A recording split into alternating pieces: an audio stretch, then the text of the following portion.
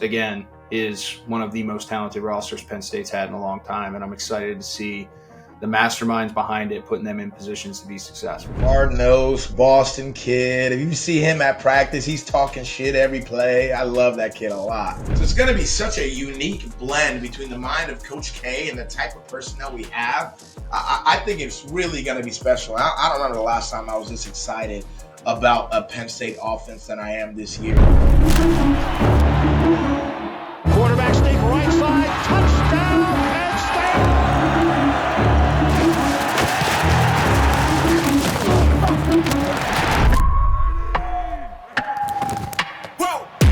Who knew I would make it this far? They hated it. Here we go, back again, Jay. This is a couple days out till kickoff here, but it's coming up fast. We kind of highlighted like the big picture stuff last week, but as we alluded to, want to kind of dive into more of the offense, defense, what to expect, a little more football talk here. So make sure we give these fans a little more in-depth stuff. But I'm stoked to kind of chat about this because, as we talked about all the hype and expectations heading into the season, dude, it's also has its fair share of unknowns and holes that we may have thought we plugged but haven't quite. But it's definitely going to be, I think, a major turning point or friction point or pivotal point at the end of this season, no matter what the results are for Penn State football moving forward. So with that being said, let's dive into the defense, right? Like Jim Knowles, splash hire, been covered, don't need to dive into it. Lost some personnel, have a lot coming back. What do you see? What are you hearing from camp? What are your thought processes with this team moving forward? What are we going to look like on that side of the ball? I think we're going to look good. I think obviously the biggest addition to this defense is Jim Knowles. I think there's no doubt about that. Obviously, Penn State being super aggressive, going and getting arguably the best defensive coordinator in college football and from our college rival, Ohio State. So I think that says a lot about Penn State. It says a lot about, where we're at, about, the belief in this year and what we think that we're going to be able to accomplish. And I believe Jim is going to help us a lot get through that hump. He's a 4-2-5 guy. That's kind of what he has been. I think Penn State is a great place for that right now, especially from a personnel standpoint, because, we have a lot of quality defensive backs, that can play ball, between Elliott Washington, A.J. Harris, Zakee Wheatley, King Mack, Audavion Collins. We have a lot of guys who, if they transferred right now, they'd be starting at other programs. So that's a great start from that standpoint, just from personnel and what he likes to do. And then obviously the departure of Abdul Carter, because we got to talk about it. Not that I'm worried about the production when it comes to sacks and those things, but the reality is, guys like Zariah Fisher are going to have to step up. Danny Dennis-Sutton, we already know the type of player he is, but I do think he has another level that he can tap into from the pass rush standpoint. I think he's great in the run. I think he's solid in the pass rush game. I think he can take another step in that pass rush game. And then you got, guys like Alonzo Ford on the inside, obviously Zane Durant. I think Zane might have been a preseason All-American. I expect a really, really big year out of Zane Durant. I'm thinking an even better Kevin Givens. When I look at Zane, really explosive. He's not very tall, so he has that natural leverage. He's got strong hands, super strong in general. He sheds blocks. He eats up the doubles. That D-line is going to have to play really, really well this year, because surprisingly, when I look at this defense, the only question mark I see is the linebacker position. And, for a place like Penn State, that's rare. We rarely ever see a question mark at the linebacker position. We normally have freaking pit bulls that are starters, and we got pit bulls as backups that we know are also going to be the truth when it's their turn. I don't feel that way about this group right now. I'm hoping early in the season they really get a fast start and grow fast, because when you look at the press conferences, when you look at the way Dan Connor, our linebacker coach, has spoken on them, if you look at the way Jim Knowles has spoken on them, they've kind of gone the political route in terms of answering questions about that room. And when that starts to happen, me and you know, we've been in this business long enough, that means that there's question marks. Obviously, we hit the transfer portal. We went and got Amari Campbell, a linebacker out of UNC. I think he's a solid player. Not sure if he's a Mike or a Will. I think that's to be determined. I think right now it would make more sense for him to play Will. That means a lot of learning for Tony Rojas. I don't see Dom moving all the way inside to the Mike. I think he's the best leader of the three of them. I don't think he's the best fit at Mike. But as of right now, what I see is Dom DeLuca and Tony Rojas kind of being our 1-2 punch in that 4-2-5. And we kind of see how we sprinkle Amari in or how far along he is when it comes to the playbook, when it comes to acclimating to the defense, and things that work for him is at the end of the day, this is a new defense for everybody. So everybody kind of started at ground zero. Yeah, that was a fantastic overview there, brother. And you brought up a really good point. A ton of really good points that I kind of want to dive into. So let's start with the structure side of things, right? Yeah. You mentioned the 4-2-5. Explain. I obviously know, but explain to people a little bit more in depth what that means and why that's a fit. Like, to me, it's because what you mentioned, we have a ton of depth for guys that can be that nickel hybrid, play inside the box, but can also cover. Obviously, it's going to be very dependent on who we're playing from a personnel standpoint, if that really truly is a great fit, or if you have to slide someone else out there. If maybe you have a more pro heavy 12 personnel team that you're going to have somebody who can stick their nose in there and take on blocks, shed blocks, and be a threat in the run game. But talk about the benefits that has, but then also the challenges that presents, because I think it's very unique. To your point, it feeds into the comment about the linebacker position. It alleviates it, but there's also give and take with everything in this game. Yeah, so, when I talk 4-2-5, what that means in super not football terms is really you'll have 4 defensive linemen up front. You have 2 linebackers at the second level. And then you have 5 DBs. So you have basically a safety who's in there as a linebacker, either coming down on either side, depending on the strength and the weakness of the offense, 2 corners on the outside, and then the 2 safeties over the top. Now the reason why I think this personnel benefits Jim, like I said earlier, is because we have a lot of DBs that are capable of playing winning football. And when I say winning football, I mean I feel like there are guys that can start for us and that we can win with. And that's important if that's kind of what you'd like your majority of personnel to be. Now, that's not saying that there won't ever be 3 linebackers on the field. Obviously we play in the Big Ten.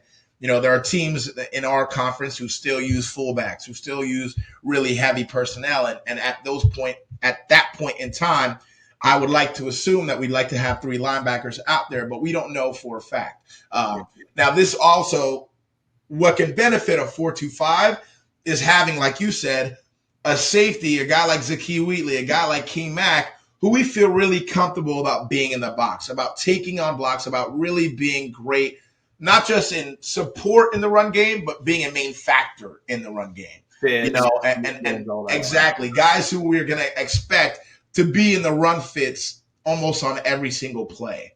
Now, that's tough if you don't have that safety who's a physical guy, because then that leaves you at a disadvantage and teams can attack you, like you said, in those heavier personnels, in those 12s and those 21s, meaning they have a fullback, 2 running backs in the backfield, or 2 tight ends and only 1 back. So that's what's going to depend on how successful we can be in a 4-2-5 on a consistent basis, or how physical is that extra DB, whether that's Zakee, whether that's King Mack, whether it's that safety that's coming down. How much can we depend on him in the run game from a physicality standpoint? Yeah. Now, go ahead. Yeah, but I was going to say, now when you layer that in, right, you talked about the departure of Abdul, but you mentioned a plethora of guys that we have. We got a ton of depth there, and that position I think is going to be more of production by committee, similar to the tight end room with the departure of Tyler Warren, right? We'll get to that. But for me also, right, you have your base scheme of 4-2-5, but Jim Knowles, man, he's kind of a mad scientist, right? And I think that there's ways that you can apply pressure with those certain personnel groupings and with the skill set of certain individuals, where maybe you can get away with playing 4-2-5 as your base, even against those heavier personnels with different blitz packages and different fits and run stopping blitz packages. I think that that's going to be potentially who we are, right? Like, do you think Jim Knowles is going to be more of that bend don't break guy? Do you think he's going to be more collaborative in terms of how are we going to create advantages through our blitz packages and schemes, trusting our back end to be able to hold up long enough to be able to apply that pressure? Do you think we're going to be a little bit more of like, we're going to get after their ass and see what happens? Or are we going to be more conservative, playing base, bend, don't break, hold them to field goals and hope our offense can outscore them? I personally believe that the creativity and personnel and where our strengths and weaknesses are going to allow us to get a little bit more complex as it pertains to our blitz packages. And now, short period of time to put those in. Yes. But you got a lot of guys who played a lot of ball, which helps. Yeah, when I look at our past couple of, defensive coordinators, when I look at Tom Allen, I look at Tom Allen as more like you described, that bend, don't break type of mentality. I think that's a type of defense that Tom played. Now, you look at a guy like Manny Diaz. Now, Manny Diaz was a lot more aggressive, a lot more creative. And I think that's the route that we're going to go with this defense. Now, when you go that route, now the onus kind of comes back on the players, because if you have 5 defensive backs out there, they're not going to be just, one position guys. They have to be somewhat positionless. They have to be able to rotate and be in different spots and handle what the responsibilities of those different spots are. So when I say it's more onus on the players, I mean that we need to have smarter players. I mean that we need to have players who are super on top of the playbook, not only on their positions, but the positions to their left and to their right, because at some points in time in their defense, they are also going to be in those positions. From a disguise standpoint, from a blitzing from those positions, and these guys are going to be rotating here. Like, that's the type of defense I believe we're going to play. But in order to play like that, the players are really going to need to know the in and outs of the back end, not just that strong safety, but you're also going to have to know free safety and some nickel. If you're the nickel, you're also going to have to know some free safety and outside corner. That's kind of going to have to be the approach if that's the style of defense we're going to play. And I believe that is a style of defense that we have to play, because it helps a lot. It helps with disguise. It helps with just when the quarterback, when he sees the picture, when he comes out, as you know, when you have 5 DBs out there, it's kind of harder to say which guy is coming down when you have guys who are in different spots, who are playing different roles on different downs. So I think that can really, really help us and make that pre-snap picture a lot more difficult on that quarterback to really identify things and make the right calls and the right, protection adjustments and things of that nature. So I think it's going to be beneficial to us a lot. It just means that our players are going to have to be super smart, and they're going to have to be really locked in on a week-to-week basis on how we attack each offense. Yeah, I think you're going to see a lot of like to me, those nickel safety linebacker type bodies present a really unique advantage in the rush game, right? Like it's a tough matchup for a tackle, even a running back, like with a guy who's got a 5-yard head start in space trying to pick up in pro. And subsequently, like I said, that's going to make your matchups on the inside of your true D line a lot better, because there's going to be more focus on kind of that external pressure outside of the box, right? Which subsequently will make their job easier. You're going to start seeing Deny with a lot more one-on-ones than Abdul ever had, Yeah. And with that, though, there's a propensity for blown coverages and you to get burned, right? So it's kind of like living and dying by the 3 ball. What I like about this year is if that's the direction that we're going to head, you look at our first 3 games, you're going to get a lot of guys at that second level who are probably going to get reps that need them, right? Yep. Which is you're going to find out when you get into the meat of the season, if you're going to have to play kind of more true base and start matching personnels, or if you can kind of dictate terms from the defensive side of the ball because your personnel is so dynamic. And on top of that, you're going to have 3 games where if you do give up something, I don't think it's necessarily going to kill you, right? Yeah. You give up the blank or whatever, but it's not going to kill you. And I think that's a great. You look at these 3 games. I look at them as almost 3 additional preseason games for Jim Knowles and that defense to really figure out who they want to be and how they want to do things. Yeah. The lights are on and there's live fire, which I think this team's going to need to be able to really solidify themselves heading into a bye week right before Oregon, the end of the month, to present some challenges and have an identity. Like I think we can't not have an identity heading into that bye week. No, absolutely. And you touched on something earlier that I also want to just touch on quickly is, when it comes to the blitz packages and the pressure packages, one thing that I don't want to say worry about, but I am inquiring about in my thinking as I think deeper and deeper into Jim Knowles' defense and what we see out of typical 4-2-5 defenses is you see a lot of simulated pressures. Now, a big question for me is going to be, and for you guys who don't know what a simulated pressure is, normally in a 4-2-5, obviously you have four rushers. You have four guys up front. They're the guys who are rushing the passer. When you have a simulated pressure, that basically means you still have four rushers, but one of those D linemen is going to act like he's rushing, and then he's going to drop out into coverage. And then either a safety or a linebacker or just somebody else on the back end or on the second level is going to be that fourth rusher. We see these simulated pressures get burned because the D-line are rarely put in positions to drop and really, see things and see where receivers are and, shallow crosses coming across their faces, things of that nature. I'm not sure how well or just how athletic we are on the outside at the defensive line position to do that on a consistent and successful basis. So I think that's going to be a question mark going into this season to see, can Deni Dennis Sutton drop into the scene? Can he be a successful flat dropper and see everything and go and make a play out in space when it gets kicked out to the running back who's on a flat route or to that opposite side receiver who's running a shallow cross across the field? Can he move his feet well enough? Can he see it and process fast enough to be able to go and obviously make that play in space on a more athletic guy? I think that will be something definitely to monitor in the early part of the season. Yeah, so kind of put a bow on this defensive side of things. I like I said, I think the plethora of personnel, specifically in the defensive backfield, fires me up. I think the defensive front's going to be really good. I've been a big Zane Durant fan going back to last year. I think he's a difference maker for us, kind of those unsung heroes, and he's finally starting to get some flowers for the tape he's put on, which absolutely has been really good. Absolutely. I think he got named to I don't know who that reporter is, the guy who makes the freaks of college football list. I think Zane made that list. Yeah, that speaks a lot onto what kind of physical presence he has.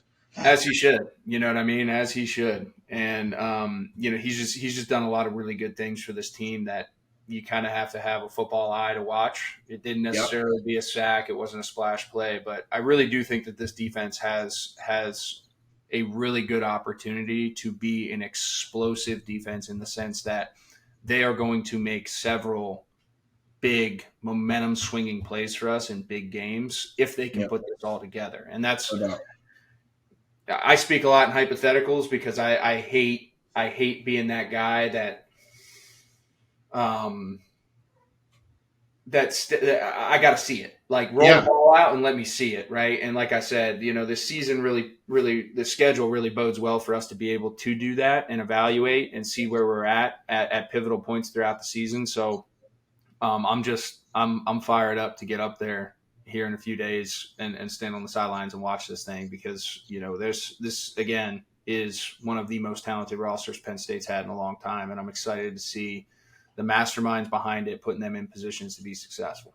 Yeah. And I hope I wasn't down, on the linebackers at all. Obviously I take great pride, in the linebacker room and being a part of LBU. I know how important it is to our defenses on a yearly basis for that position room to play at a very high level.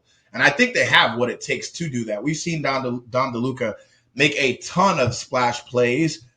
I want to see a lot more consistency out of Don DeLuca on a down-by-down basics. Tony Rojas, from the middle to the middle half to the end of the year of last year, I felt like really started to come into his own and prove that he was who we thought, Tony Rojas was going to be. And I think he has levels to his game. I think he knows that, there's some plays that he missed last year that he's fully capable of making on a consistent basis. And I think those guys are going to take those strides. And I really, really hope they do, because that will allow this defense to play at its potential. So Yeah, they're the fuel for this defense. Like yeah, how well that room develops is ultimately going to dictate how dominant this defense could be, in my opinion. no doubt. Agree. Yeah. So to put a bow on it, we've had question marks there. We've been adamant about it. Coaching staff's done a good job going into the portal, trying to figure it out. Let's see what happens when the lights come on. Now let's shift this over to the offensive side of the ball. And this is, obviously my bread and butter, but brother, I'm really, really excited about this team and the way Yeah. it's got a lot of old school shit to it with being very, very physical and deep on the offensive line. A lot of guys who can play ball there at a high level and do what you need to do. Deep on the offensive line, man. When's the last time we were able to say that? Yeah, I mean, truly, we are deep on the offensive line. Like truly, no BS, no sugarcoating. Like we're deep. They look like they're supposed to look now. You know what I mean? And that's not a knock to anybody previously. There's obviously time and development and Chuck Losey. Like there's a lot of factors that play into that. Yeah. But they look the freaking part. Yeah. When you look across the board, I mean, these guys look like NFL guys. When you look across the board from tackle to tackle, they look like NFL guys. Even 2 deep. Yeah. You know what I mean? And 3 deep in some spots. So, that really excites me. Just being the way I see football, specifically offensive football, that really excites me. And then obviously Drew, I don't want to keep beating a dead horse. Like tons and tons of reps now up into this point. He's no longer the young head. Like he's an old head, and it's time for him to start stepping into that role and being the guy that he can ultimately be. And I think finally, when you look at it, across the board, he's got every weapon at his disposal. He's got a great backfield. He's got a very, very deep tight end room, obviously with the departure of Tyler Warren. But I talked about this. I think that's going to be you got a lot of guys who can create production. Maybe there is one who starts to separate himself throughout the season. But guys, and if there is one, who do you think that guy would be? If there is a guy who you think is going to separate himself in that room. I mean, the natural development is Khalil Dinkins, right? Like, I think that room has done a really good job of guys who bid their time and put in the hours. They get opportunities before others. And I think Khalil and Luke Reynolds are obviously 2 guys who've done that. They put in a lot of dirty work last year to help Tyler Warren get open, and they took advantage of opportunities when they got it. But a guy who I was really excited about was Andrew Rapplier, and unfortunately got hurt right before the year last year. Yeah. But I think that 3-headed monster there, somebody is going to emerge as the guy. I want personally, I really like the Rapplier kid. I think he's built very, very dynamically. I mean, he's hard-nosed Boston kid. If you see him at practice, he's talking shit every play. I love that kid a lot. He's like your perfect combination of Gesicki and Freiermuth. Like a guy who's going to catch the football, but be an inline guy and like care about it. And Luke showed a lot of that too. So just seeing those guys develop. And the nice thing is, I think in this scheme, Coach K is going to find ways to get them all touches, which is going to be really, really cool. And then you look outside, right? With Kyron Hudson, Ross, and Pena, like you hit the upgrade button. There's almost 3,000 yards of production right there. There is 3,000 yards of production right there that came from other places, right? So, can that translate? Mm-hmm. Because we've seen this before. We bring in a Mitchell Tinsley, and good. Yeah. Don't get me wrong, but I want to see it really come to fruition. And the way I see this offense looking is a lot like the Andrew Luck Stanford offenses, where you're going to be downhill. Your running game is going to be a big emphasis, but you're also going to be an offense that can go out and score 45 points because you got dogs and you got horses that can run on the outside and make plays for you. Absolutely. I think that's the upside, right? And it's funny. I saw a few things on Twitter this past week about Drew and his Heisman prospects. And some people are like, well, if Drew is in the Heisman conversation, then Penn State's in trouble. I'm telling you right now, that should not be the thought process. Like, we can be a run-first team, and Drew can still throw for 4,000 yards. You know what I mean? Yeah. That can happen. Andrew Luck did it. Yep. So if that is the case, like, that's the best case scenario, I think, for this team and that side of the ball specifically. The upside's there. These guys are comfortable. It's a system that's going to develop with Kay. He built a really good foundation. So I can't say enough. There's a ton of personnel. There's a ton of weapons. Like, can this finally translate with a great coordinator and a veteran quarterback? Yeah, I mean, I truly see no weakness in this offense when I look across the board. You can say that, these new receivers haven't proven it in a blue and white jersey. I have confidence that they are. Kyron Hudson's already dubbed the nickname by Coach Franklin as Steady Eddie, and those are the kinds of guys that we need outside. That's really all we need outside. We just need steady Eddies, guys that we're going to depend on when we call their number. And that's the kind of guy that Kyron Hudson is. That's the kind of guy that Trevor Pena proved that he was at Syracuse. I think Ross can be the most dynamic out of the three. I want to see and we talked about this early in the spring, I want to see the compete level of Ross when he gets in there. And I think if his compete level can rise, obviously the guy coming from a smaller school, the Big Ten is a whole nother, conference, and it's another level. But man, if he can bring his compete level up from that standpoint, I think he can also be a special player for us when he gets the ball in his hands. We talked about the tight end room, love the tight end room, like a guy like Khalil Dinkins, somebody who, it's rare for college tight ends to come in and have that blocking part kind of down. Normally sometimes it's the other way around. Maybe they're more so receiving guys in high school when they get into college. They have to put on weight. They have to learn how to block, this, that, and third. Khalil got that blocking part down early and became one of our steady horses when it came to that. And to see him develop also in the route running and catching the football and being productive in the pass game, I think is going to, provide a lot of benefits for our offense in terms of maybe who Drew's safety blanket is going to be. But then it's just interesting because we have Coach K, who's this creative guy who's so good at putting guys in different places, being creative, misdirection, different maybe, unorthodox formations that most defenses aren't used to seeing on a weekly basis. But then you have this structure of an offense that is a true, like, Big Ten power offense that really can dominate in that way. So it's going to be such a unique blend between the mind of Coach K and the type of personnel we have. I think it's really going to be special. I don't remember the last time I was this excited about a Penn State offense than I am this year, just because I just don't see any weaknesses.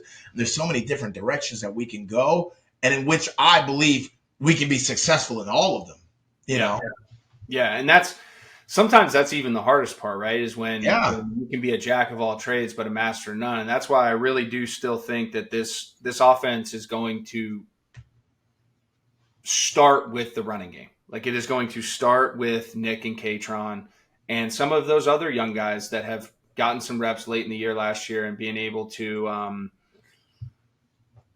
show what they have, right? And then, like you said, you mentioned about, filling the gaps and no weaknesses like this wide receiver room. I think it's going to be also mission critical to continue to develop some of these young guys like Taysir Denmark. There's a lot of young guys in that room who are, going to need to fill the roles of these transfer portal guys. That's part of the give and take when you bring a transfer portal guy in like that. You're taking reps from your young guys early in their career, but they have to be able to make the most out of the ones that they do get. And this is where practice becomes critical, for overall development, right? There's still that element of continuing to develop your roster, even though you're plugging gaps with fix now type of situations. So, but to your point, man, I think it's going to really go through the running game. I think from there, your play action game gets much more dynamic. I think tight ends obviously help with that, but the new additions in the receiver room is going to help with that. You're going to see a lot more, I think, aggressive play calling within that than what we saw last year. I thought it was pretty vanilla, sometimes gimmicky, trying to scheme up Tyler Warren getting the football. Mm-hmm. I don't think that we're going to have to necessarily scheme up guys getting open. I think it's going to be up to Drew to just more natural. Get the ball to the open guy. Yeah, get the ball to the open guy. And when you have that, you can play a lot more concept football, which opens up a lot more opportunities for him, specifically in those second mediums and third downs. So, this team is going to be really, really fun to watch on the offensive side of the ball. I pray, I have my fingers crossed that they reach their full potential, because everything is aligned for that to happen. Yeah. And if they do, I have a hard time finding a defense, not only in the Big Ten, but I think in the country, that's going to be able to come out and say, okay, we get to dictate terms. Like this offense is going to be able to truly decide how they want to do things. And, I think they got the right staff in place to be able to ensure that whatever that is, the team understands what they're doing week to week, and it's going to be really cool. Yeah, and we talk so much about this running game, but we haven't specifically hit on our two stud running backs. So I think we need to give them their dues here. Let me start by asking you this: who do you think is a better running back out of the two? We know they're both great players. Who do you think is better? Because I'm not sure if you're going to say who I think between K-Tron and Nick. Yeah, it's tough. I mean, I think like your natural running back, like the guy who I like. I think K-Tron's your natural running back. Like his short area quickness, very rarely do you see him not falling forward, right? It's funny. Like my grandfather coached high school football for 30 years. I've talked football since I could speak. Yeah. And my dad and my grandfather always talked to me like the sign of a good running back is really good pad level and they're always falling forward. Yep. Like those are unseen yards. Those are 2, 3, 4 unseen yards that nobody's taking account for, but you have a guy who's dancing around, gets popped up and, falls back as opposed to a guy who finishes every run with 2 or 3 extra more yards. Like those are hidden yards that the offense takes for granted oftentimes and fans take for granted. But I think K-Tron does a really good job in doing that. Now, where I think Nick has obviously the upside is like true game breaker speed, right? Yeah. Like you get Nick on an edge and he hits a seam and he can go half number sidelines. Yeah. There's not many people in the country that can catch him. Yep. That's what K-Tron's lacking. So it's like, it truly is like your perfect combination of thunder and lightning. Yeah. When you start putting these guys schematically in positions where those reads fit with their eyes and how they see things and do things, and Kay's done a good job of that previously. Yeah. It's scary, but I mean, I think, like I said, to answer your question, when you talk about a guy who I think can be successful in a lot of different scenarios, I think both guys are going to be very, very successful in this scenario this year.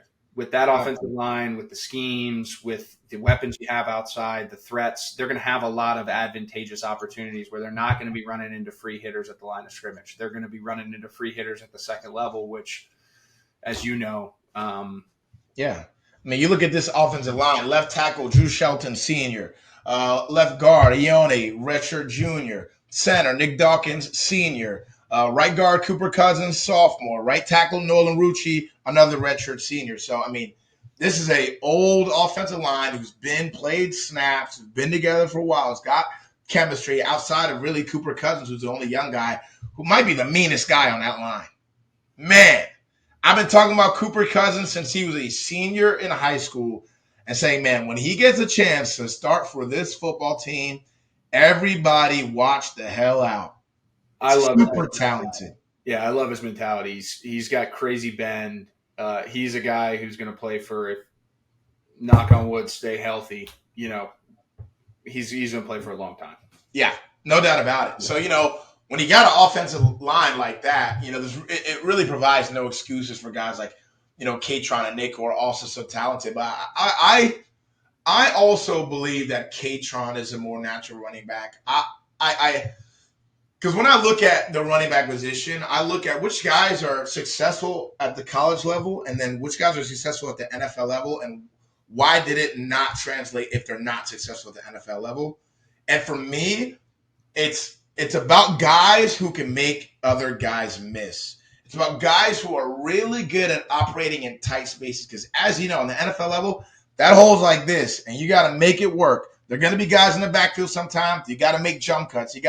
So I think that's where Nick can really grow in his game. But you talk about his speed in terms of the falling forward conversation, sometimes he's hitting it so fast that he's going to fall forward because he's hitting it so fast. Yeah. But K-Tron has just that natural low bend and just pad level that you just love to have in football where, man, when you meet that guy, it's just really hard to have the bend to send him, backwards. And I think in the spring, Coach Franklin hit on it. And they said K-Tron has really, changed his body a bit. And, I had also alluded to that, a couple years ago. His nickname is Fat Man. So I think it's worth at least saying that. But, it seems as though he's slimmed down a bit. He's really kind of taken control of that part. And as you know, in college, it takes some guys longer than others to really hone in on every aspect of, making yourself the best player that it can be. And sometimes nutrition is one of the last parts because, when you're young, you're working out the way that we do, it's easy to just eat whatever. You're at the hub, there's Chick-fil-A. We talked about that last week. It's tough, but, we're living in different times. Now you have a nutritionist who's inside of the building each and every day that helps you on the game plan. And I'm really glad that K-Tron has been able to, lock in on that aspect because I think that's going to help with the speed aspect just as well as just moving even better. I mean, he's really a dynamic runner. He really has great cuts. He's really good at making people miss and the juke moves and things of that nature. I love the movement.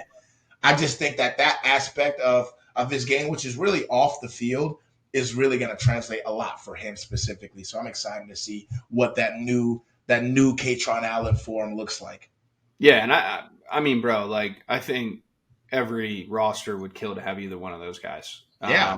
And that's why you put me in a tough situation. But I think when I'm just looking at it like natural, yes, agree with you. 13's the guy. 10, though, he's your home run guy. And the nice thing about it is both of them can develop into great pros. You know what I mean? They're both pro guys at the next level. I mean, I don't really have a doubt about that. They're both pro guys at the next level.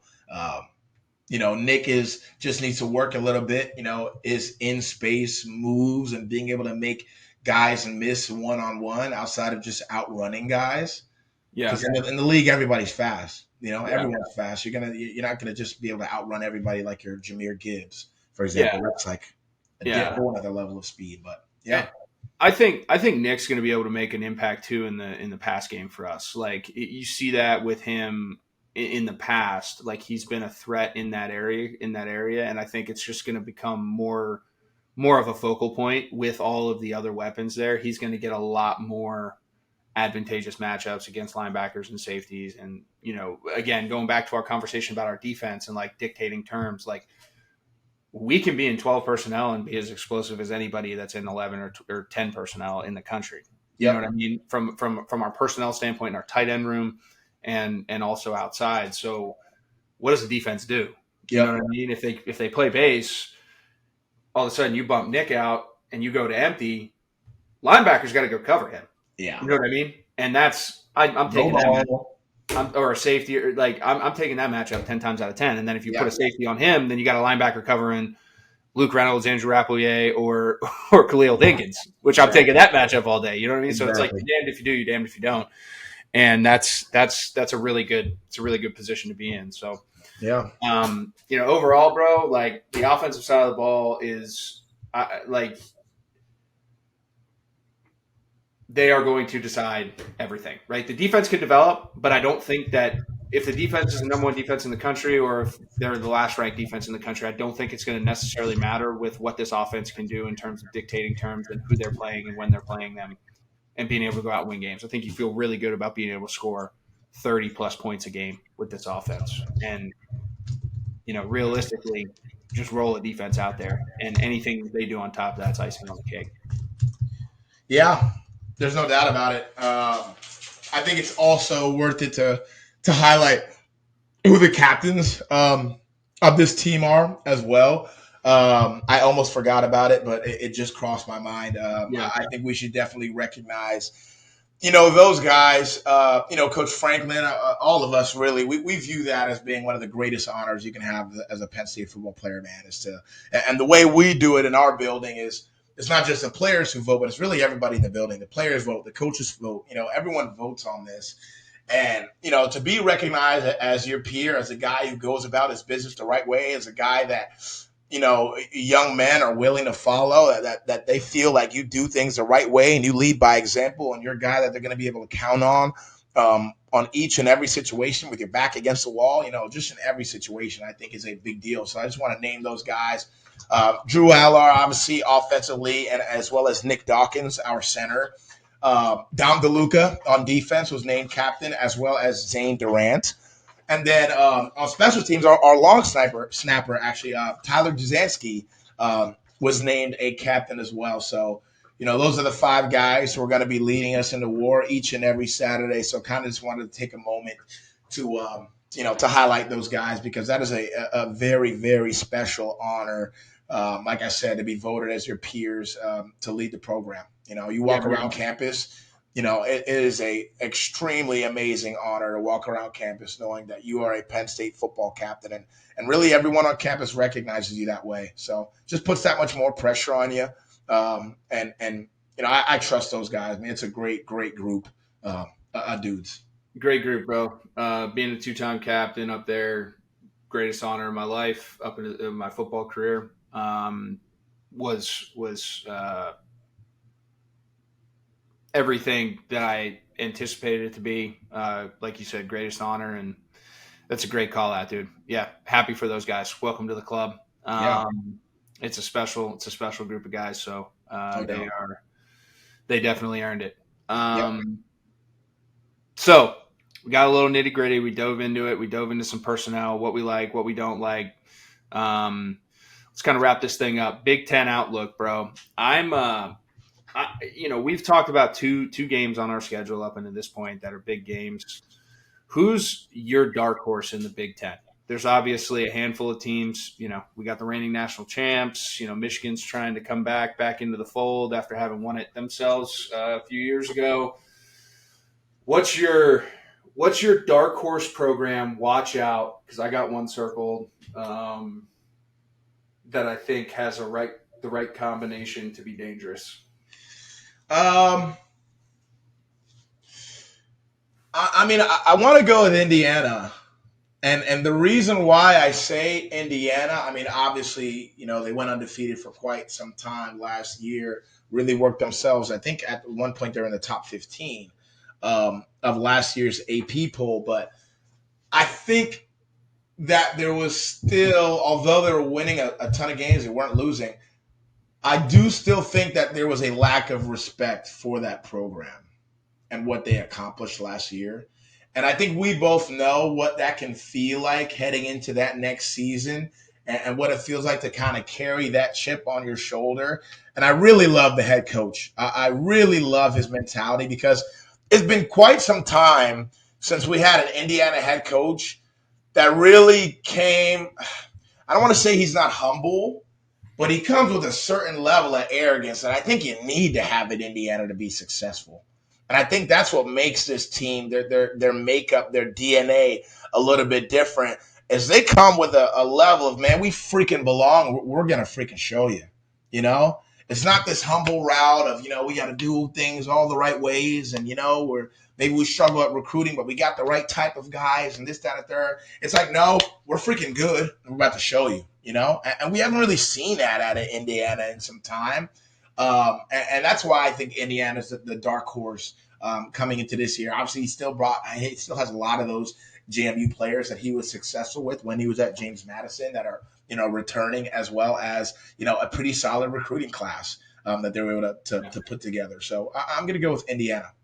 I wanted to say Michigan, but I didn't. Yeah, that's fair. That's fair. We don't like to mention that. Mine is Nebraska. And I like Ruley a lot. And it's a good one. I'm a big Dylan Raiola fan. And I think that kid's got a ton of talent. And with season, some change under his belt now, and figuring it out. And we got them second to last game of the year at home. Yeah. Ruley coming back, making a Beaver Stadium appearance. I think that's a game that I've overlooked up until this point, and then now looking at the schedule, triple checking it, doing some things. I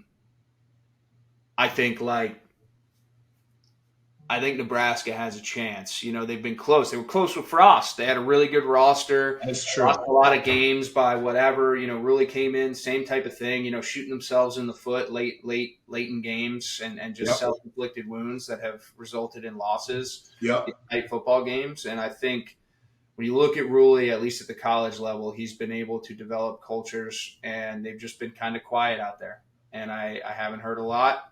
And I think that's very dangerous, especially when you have a quarterback of that caliber pulling the trigger for you. Yeah, no, that's very true. No, I agree. I mean, we both know at the college level what having a great quarterback can do for your team. Just like period end of story. Even if it's a guy who is really has to carry the team, it's really possible. You can do a lot there when you have a quarterback of that echelon. So absolutely, that's a great answer. And that Nebraska team. I'm also a fan of Raiola. We'll see how that team develops throughout this year. I haven't checked out their schedule. I'm not sure how difficult their schedule is. Yeah, me neither. This year, but I haven't gotten too nitty. I haven't stars align too much, but they're like I said, that game I think has a chance to be a primetime game if Nebraska does their part up into that season, up into that point, and I think it's one that can be one that we're overlooking, to say the least. But as fans, at least, I know the program isn't, because we're. Pretty favorable.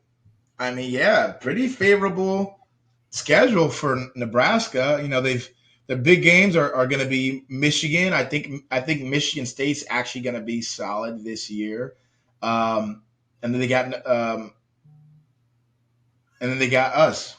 It's really Michigan, us, Michigan State, and Iowa. I'm not sure how good Iowa's going to be this year. But, they've got a pretty favorable schedule. Yeah. So I think they're a team that can potentially make some noise. So Illinois, too. I think Illinois is ranked in the top 25 right now. Yeah, Bielema up there doing a good job. The Big Ten's deep. I'm telling you, man. Point, dude. They got great football coaches up here. No doubt. So we'll see, bro. It's going to be a fun year. Kickoff's right around the corner. Appreciate you guys locking in with us. Jay and I will be back every week, recapping, talking, maybe some drinks flowing at some points in time, celebratory or not. But we're ready for it all, and we appreciate you guys. Catch you next week.